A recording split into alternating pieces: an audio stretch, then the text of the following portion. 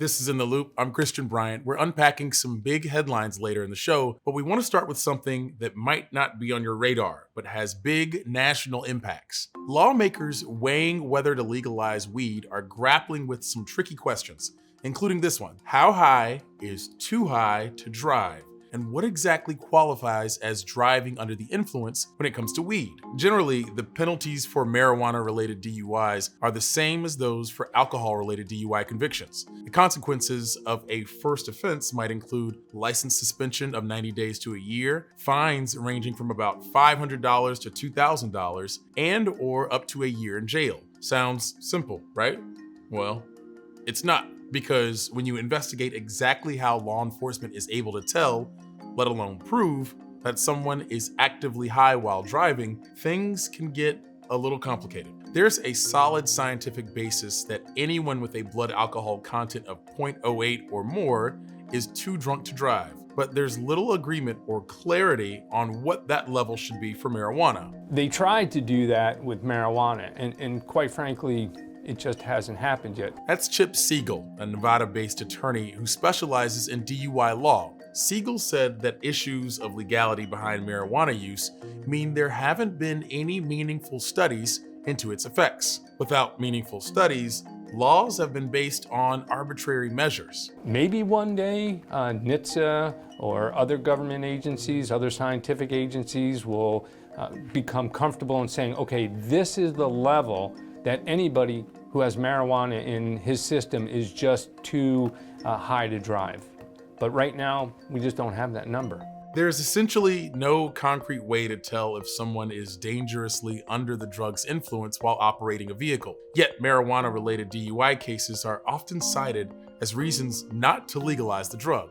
A 2020 study found that in the state of Washington, where marijuana has been legal since 2012, the percentage of fatal crashes in which drivers tested positive for THC, the main psychoactive compound in marijuana, doubled in the years after. That study made national headlines and was cited by politicians who raised fears about stoned driving as a reason to keep weed illegal. But while those findings probably do reflect the fact that more people consume cannabis when it's legal, they didn't show that it was in fact THC impairment that caused those crashes. All it showed was that THC was present in the driver's systems at the time of the crash. THC by nature is a substance that can be detected in our system for up to 90 days in hair, anywhere between 3 days to a month or longer in urine, up to 48 hours in saliva, and up to 36 hours in blood. But those figures could change depending on how much, how often, and how you consume it. So technically, someone could have ingested or smoked marijuana days before actually driving,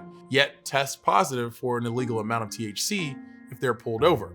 Now, don't get me wrong.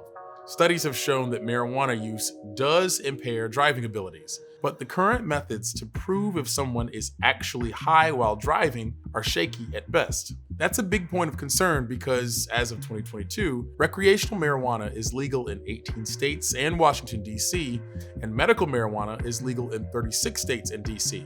According to Ballotpedia, there are at least 20 more citizen-driven measures in 9 states related to marijuana that could appear before voters at the ballot box this fall. A look at the most recent Gallup poll reveals that 68% of Americans support the legalization of marijuana. Gallup's data shows a majority of Americans have supported the idea since at least 2013, but federally, marijuana is categorized as a controlled substance under Schedule 1 of the Controlled Substance Act, making the possession and use of it illegal. The U.S. House of Representatives tried to change that by passing a marijuana reform bill in early April this year. That bill now sits with the Senate, where experts believe it's most likely to be rejected. So while it doesn't look like we're close to federal legalization just yet, legal weed across many states means the problem of accurately identifying marijuana-related DUIs is one that still begs to be addressed. So let's dig into that.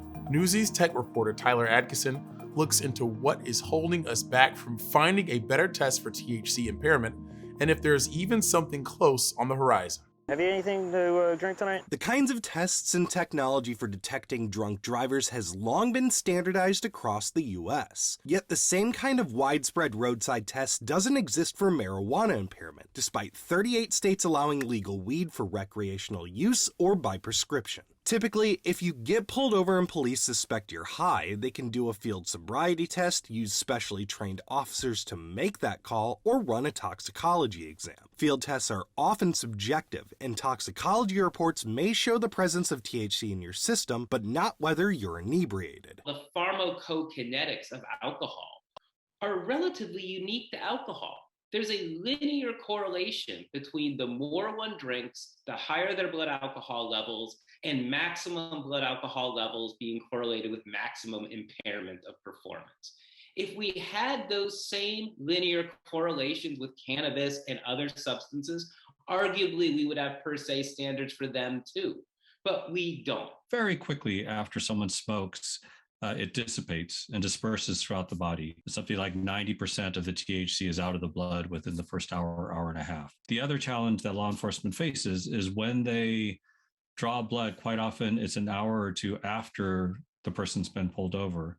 So if you look at our data and others' data, by the time you're out a couple hours, it's relatively low levels and may not reflect very well what was actually in the blood at the time of driving, let alone right after they smoked. There is a push to use more performance-based technology to evaluate motor skills. When you see a circle, touch the screen where you saw it. One such tool, an app called Druid, tests for things like hand-eye coordination to determine whether someone is fit to drive. They've taken these scientifically validated measurements of performance and they have put them together so that individuals can essentially test themselves. They can test their short-term memory recall. They can test their balance. They can test the estimation of the passage of time. And depending how they perform on those tests, and depending on whether or not their performance differs from their baseline performance, we can make assumptions about whether or not they may be under the influence. THC can impair driving as it slows a driver's reaction time and decision-making process. A reliable roadside test is still far away, and experts told Newsy that before we get there, much more research needs to be done to determine how things like biological differences, intake methods, and even how alcohol combined with THC can affect drivers. One of the questions is whether it's an additive effect where 1 + 1 = 2, you add them together, or maybe there is a synergistic effect where in combination, they're even worse for you than adding them together. There are some data indicating that in the presence of alcohol, THC levels are higher. That's something we'll be trying to look at. It's not clear why that is. Tyler Adkisson, Newsy, Chicago.